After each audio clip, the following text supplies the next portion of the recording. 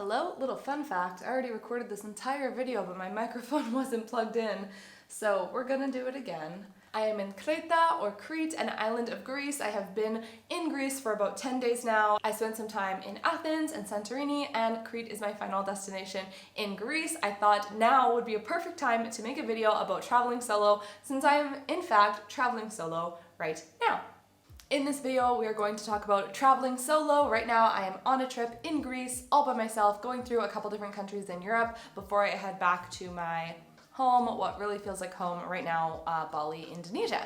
Some of the things that we're going to talk about in this video are safety, choosing your accommodation, how to know where to go, how to meet other people, talking about getting lonely and scared, and then talking about how it might affect your family or how as a parent you can support a child who wants to travel. Over the last 10 years, I have done quite a bit of traveling, some of those trips with a partner, some with my sister, and then some solo as well. So my first solo traveling experience was when I was 18 years old. I decided I wanted to go backpacking in somewhere in South America. I wanted to go to a Spanish-speaking country and I wanted to teach English. I eventually landed on Ecuador as the country that I wanted to go because I had one person there that I knew, and he was awesome. He picked me up from the airport. I spent a couple days with his Spanish-speaking parents who I could barely communicate with, and then he drove me out to the coast where I started my 6 weeks of supporting that community through teaching English, and then I was working in a facility for people who had a range of disabilities that they were living with, and I was supporting them just basically like making games and playing crafts,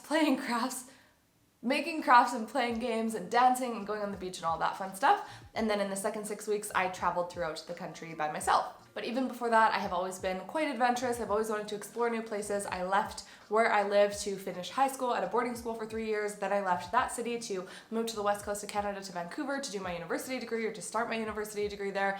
And I'm always kind of all over the place. And one of the two good questions that were asked were about how this impacts my family actually. And so I think the big picture of how it affects my family is that they are so used to it. My mom jokes that I basically walked out of the womb like super independent, knew what I wanted to do, knew where I was going, and it's always been that way. So they're used to it, but at the same time, I know that they of course miss me and I miss them, and they love having me around when I am home, and I hope that they know that I'm always just a FaceTime away.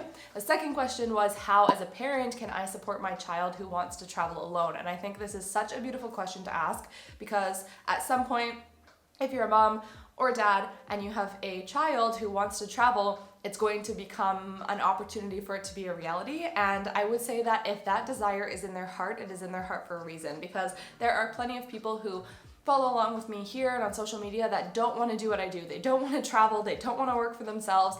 They have a certain level of security that feels good for them and that feels safe, and that's amazing. So your child may feel that way and may not want to travel, or they may have this desire to go explore, and it's probably on purpose. They're going to have an experience that's going to open their mind and open their heart and test their independence and just be such a good experience on so many levels. So I know that me traveling stresses my parents out still now. I've been traveling kind of here and there for 10 years, and I know that it stresses them out because on a core instinctual level, their job is to protect me. So of course they're worrying about me, and especially when I am in situations that are completely out of their control, they couldn't really help me if they wanted to. Of course, that is a stressful situation for an adult, but as the parent, I just want to empower you to trust that you have given this child the skills that they need to go handle themselves in the world. And at the end of the day, it really only does take a day to get home if something happens. You might end up paying a lot of extra money for a flight that you wouldn't have normally paid, but if they want to cut their trip short, they can always just come home, and it's not a big deal. So do your best to support them, because it will probably change them as a person for the better. I would say the most repeating theme in the questions that I got was around safety and traveling. I want to start by saying that in all of my years of traveling and really living as an adult, there are very, very few scenarios where I have felt unsafe. So in that first trip that I went on to Ecuador, when I was walking around the main city, not a tourist area, with a friend of mine, he pointed out that there was a man following us. And when he pointed it out, it kind of all clicked into place. And I was like, oh, he is following us. I kind of noticed that, but I didn't really think anything of it. And then I felt in my body like some fear, but nothing came of it. And it was just a good awareness. It was a good, like, hey, just so you know, this is kind of something that happens. And it sort of woke me up to potential dangers. But what I really believe to be true is that people are inherently good, and my instincts will keep me safe. So I need to trust that my instincts will keep me safe, and so far they have. And I think you know when someone doesn't have your best interest in mind, and if it feels like they don't, even if they did, but they were being a little bit pushy or aggressive or nosy and it feels uncomfortable for you, just get yourself out of that situation. You don't need to stay in a situation to try and make someone else feel comfortable. And the reasons that people often get into trouble are probably being very vulnerable for a couple of reasons. So if you are living in a state of panic and fear and you're scared all the time and you're scared you're gonna mess something up, you're gonna get in trouble for doing something, or someone's gonna hurt you, you become very flustered. And when we are scared, we cannot make logical decisions. Literally, if our brain is in fear, our logical brain doesn't work. So it's really important to just come back into your body, trust yourself, know that it's gonna be okay, know that you're gonna figure it out, and don't let fear overwhelm you, because it's not gonna make for a very fun trip, and it actually makes you more vulnerable. Something that I always try and do is act like I know exactly where I'm going. So I love wandering around the popular tourist areas of a city and having my head up and looking around and being that innocent, wondering child. But if I'm walking somewhere that's outside of a tourist area or somewhere at night, I always walk like I know exactly where I'm going. And even if I have my map on my phone and it's in my earbuds, I try and make sure that the map isn't showing so that someone can't see that I'm walking around with my phone and the map, because then it just shows like I don't live here. So I try and act and walk super confidently so that people don't know that I don't know where I am. If I do really need to double check my map, or if I get lost, I'll just pop into like a mini mart or a 7-Eleven, look at my phone in there, and then carry on my way. I have never felt the need to carry bear mace or a knife or an alarm or anything like that, but if I'm going on a date with someone, for example, I might text a girlfriend and be like, hey, I'm going out with this person at this time, and we're going here. If you don't hear from me in X amount of hours, like, can you check in? But on the other hand, I wouldn't say I have gone to a country that has a really big reputation of being dangerous. And at the end of the day, bad things happen everywhere. They can happen everywhere, and they do happen everywhere. So just trust yourself. You're a capable adult, you are street smart, and you will be totally fine. I'm not gonna go through 21 tips to staying safe. Like if someone comes and has a knife or a gun on you, to throw your wallet to them and then run away. That's something that you can Google. You can look up blogs for that. The message that I want to leave you with is don't let being scared of something maybe happening to you because you heard it on a true crime podcast or you've watched too many scary movies hold you back from traveling, because it's not really the reality of what's happening. Okay, second question, how do you meet new people? If you are traveling to a popular traveler destination, it's super easy to meet new people. If you're staying at a hostel, you're gonna meet a ton of people. If you are a digital nomad, I would recommend looking up Facebook groups for digital nomads in that city. So usually it's like digital nomads in Athens or digital nomads in Bali, and then you'll be able to hang out with people that way. Sometimes if the manager of those groups is someone who's presently active, there will be a weekly meetup or a weekly hangout for drinks. You can also use apps like Tinder and Bumble to meet people. Bumble has Bumble BFF, so you can make a profile and just connect with people who just wanna be friends, hang out, catch up, meet new people. Sometimes there's people who wanna do language exchanges or just go for drinks or do a touristy thing together. So if you're going somewhere, Athens for example, going to the Acropolis is probably on everyone's list. Sometimes that'd be really nice to do with someone else. So if you don't mind talking with someone for those hours and just like giving up your day to someone that you don't know while doing something that you're both interested in doing, then that would be a really cool way to meet people for sure. And also co-working spaces can be a good one. Again, if you're a digital nomad and you go into a co-working space, they usually have events going on so you can see what's going on there. If you are staying in a place, a city for months at a time, like 1, 2, 3 months, then you might want to look more on the local websites or a local community page, or look up kind of like their local tourism website, which would also highlight events and stuff going on. And you can also do it the old-fashioned way by talking to the person on the bus next to you or talking to the person on the plane or the ferry next to you. It really depends on what your threshold is for being alone, if your goal and if it's a high priority for you to meet people or what you want. But there's definitely lots of ways. People are friendly, and when you start the conversation, you will probably always be greeted with a smile back. Okay, next up, where do you book your trips through? So I'm aware that there are many travel agency companies and tours that will allow you to book a trip with them, and they might take you all through Southeast Asia or all through Europe or deeply into one country, and you spend 1 week or 2 weeks or however long with a group and a tour guide, and you have an itinerary and you get taken around. I have never done a trip like this, and honestly I won't do a trip like this at this point because I'm pretty confident in solo travel, so I know how to make it happen myself. The pros to doing a guided tour like that is that everything is handled for you and you'll definitely meet new people. The cons are that you're kind of stuck in it and it's probably a little bit more expensive. When I am planning and booking a trip, I just think, where do I want to go? how much time do I have? What time of year does it make sense? And then I start doing research. And a really great hack that I have that maybe is obvious, maybe it isn't, but when you're researching a country and you have a question about it, just put the word blog at the end. So if you're putting like things to do in Athens, blog, that will take you to someone else's blog and experience versus things to do in Athens taking you to the tourism board of Greece, for example, which is just going to be like a little more dry, and hearing other people's experiences is the best way for me to kind of decide what I want to do. I often look up 3-day itinerary for Athens, 3-day itinerary for whatever on Pinterest, and then I read a couple people's blogs and I cross-reference what people are doing and what areas to stay in. That's another good example. Another question was, how do you know what areas are bad or what areas to avoid or what areas to stay in? This is definitely something that I look up every time, and it's like, which is the best neighborhood to stay in Greece? What is the best area to stay in Greece? Blog, and then I can read what other people say about what area is the best. I always think it's a bit ironic to read people's blogs about a city when they're tourists and they only spend a week there. So sometimes you can actually find locals who are blogging about their local place, and that's usually where there's really, really good information. So as far as planning my itinerary goes, I use blogs, Pinterest, and then sometimes YouTube. What I would say is if you have a dedicated amount of time to travel, but you don't know where you're gonna be or what you're gonna do not spend too much time planning in advance, because you're gonna have to spend a lot of time planning as you go. And you might make a plan like 2 months ahead because you're so excited for this trip, and then you get here and you realize that that thing isn't as cool as you thought, or it's not as close to you as you thought, and it just like throws a loop in your plan. However, if you have 2 weeks and you know I want to spend 2 days in London and 5 days in Italy and 3 days or whatever somewhere else, and you're already going to book the flights and the transport, then it makes sense to really plan your itinerary detailed before you leave.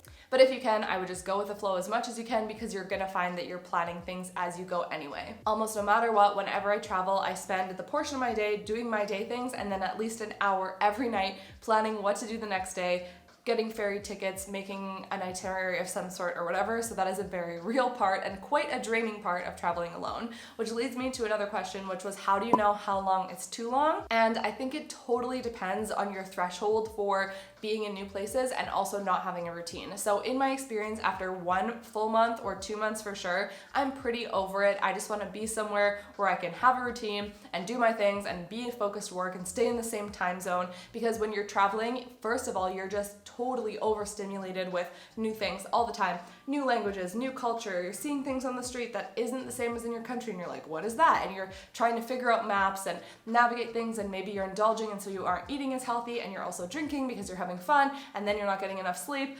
And after a couple weeks, 3 weeks, 4 weeks, or 2 months for me of that, I am more than done, and I just want to be home. In the last 2 years, I have sort of been doing this cycle of home in the summer in Canada for 3 months, and then 1 month traveling, fast traveling, and then 6 to 8 months or 9 months in Bali, Indonesia, which is where I spend most of my year, and that has felt very good. This trip in Greece, to be honest, I'm already kind of over moving so fast. I spent 3 days in Athens, 4 in Santorini, 3 here on Crete or Creta, and then I'm going to be going to Berlin. And my transit from here to Berlin is quite creative. I'm taking the night ferry overnight, so for 8 hours. Then I will get back to Athens at 6 a.m. I have to go to the airport straight from there and then get on a flight to Turkey at 10 a.m. and then go to Berlin from there. So it's like constant travel, but while actually sleeping. And the reason that made the most sense is because if I took the day ferry, that means I'm paying for accommodation the night before,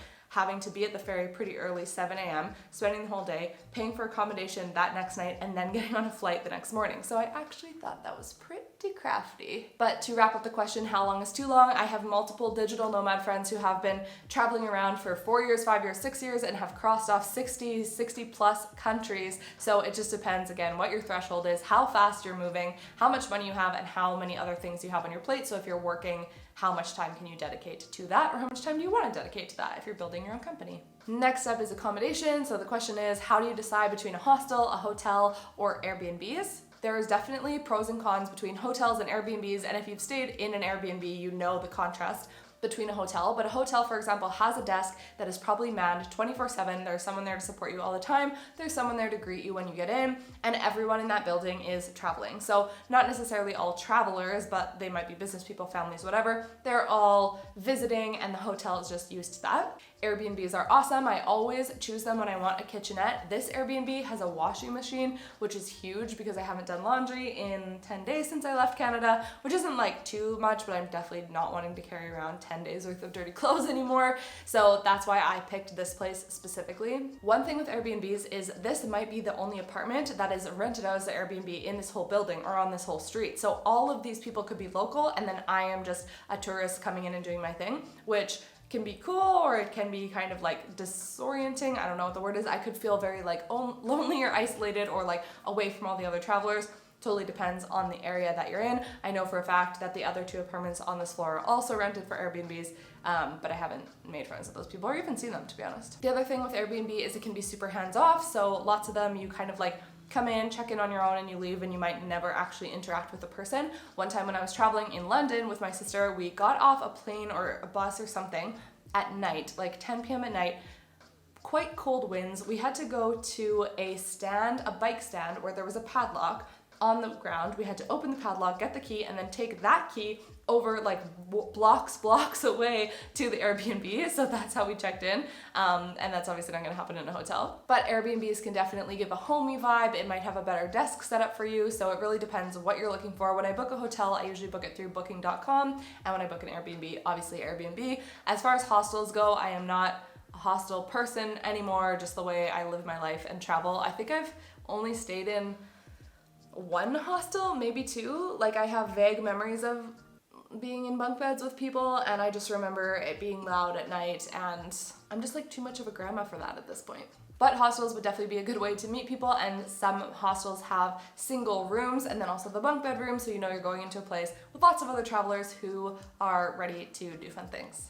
A couple questions came in around being lonely. So one was, do you get lonely? Is it often, sometimes, rarely, or never? And the other question was, do you get anxiety when you're alone, and how do you handle it? So to answer that, I get anxiety, but it's not from being alone. It's just anxiety from life, and it would happen the same if I was with my parents, or if I was with my friends, or if I was with a roommate, or if I was alone. So that's kind of a separate thing. Do I get lonely? Sure. Yeah, after not seeing or talking to anyone or hearing my own voice for like 3 days or 4 days, I'm just like, I could like use a hug from someone that I know, but I'm not super lonely in that I want to be meeting new people all the time.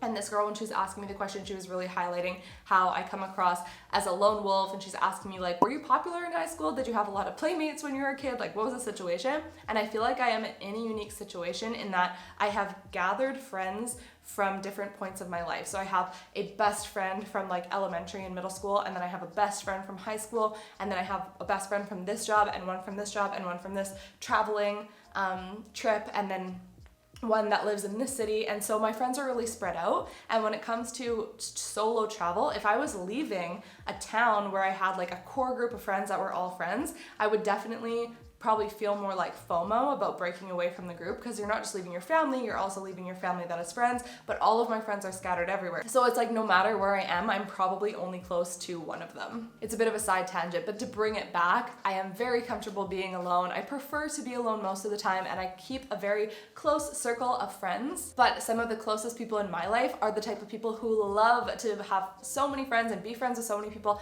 and make a lot of new relationships. So I always feel like I have an opportunity to meet new people when I want to, but meeting new people isn't a super high priority for me. But if you are worried about being lonely, one, there's something very healthy in experiencing a lot of time for yourself and realizing that you are okay alone. That is one of the most healing things that I went through as a young girl, just to realize that I was okay alone. I didn't need a relationship. I didn't need like an ex-boyfriend all the time, a next boyfriend all the time. I could just be alone and it was okay. And if there's something there, like you don't want to be alone with your thoughts, then that's probably something to look at, and maybe travel will just open you up to how strong and amazing you are when you just let yourself be alone. But on the other hand, if you're worried about being alone because you're just like, I just love being around people and connecting and talking, and I just want to talk to people all day and da da da da, there will be lots of people to meet, especially if you go somewhere that there's other travelers. Which kind of leads to this next question. Do you prefer to travel solo or would you rather travel with someone? I think it totally depends like what I want out of the trip. So if I'm just trying to do a slow traveling trip where I have a big work project to work on and I know that I need to be able to decide when I'm working and when I'm not, I'll probably just do it alone. At the same time, I traveled with a partner. It was super fun. I will always travel with a partner, like a partner when I have a partner, but also I'm not gonna wait until I have a boyfriend to travel somewhere that I want to go. And then as far as traveling with girlfriends or friends goes, I would totally be down if it makes sense, if it lines up, 100%, it's super fun. Okay, I think that's the end of the questions. I really hope this was helpful. I really hope that it inspires you to travel alone. I think that whether you are dating someone or married or whatever right now, you should still experience traveling alone once in your life because it's just such a good test of your adventure and being able to let go of control and go with the flow and make plans, and it will just open your mind and open your heart, and new perspectives are always so powerful, whether it just fuels creative energy or a career path or you meet people that you would have never otherwise connected with, which will open so many doors for you. I would actually say one of the most amazing things about traveling is meeting people from other countries and then knowing that you have a friend there when and if you make it to their country somewhere down the road. I hope this video made you feel more comfortable, that you can handle it and you can plan it, because you totally can. If there's any other questions you have, feel free to leave a comment in the comment box. And you can also comment where you're going next and give yourself some accountability to start making it happen. All right, chat soon. Bye. Next up is oh, I forget what question we're on.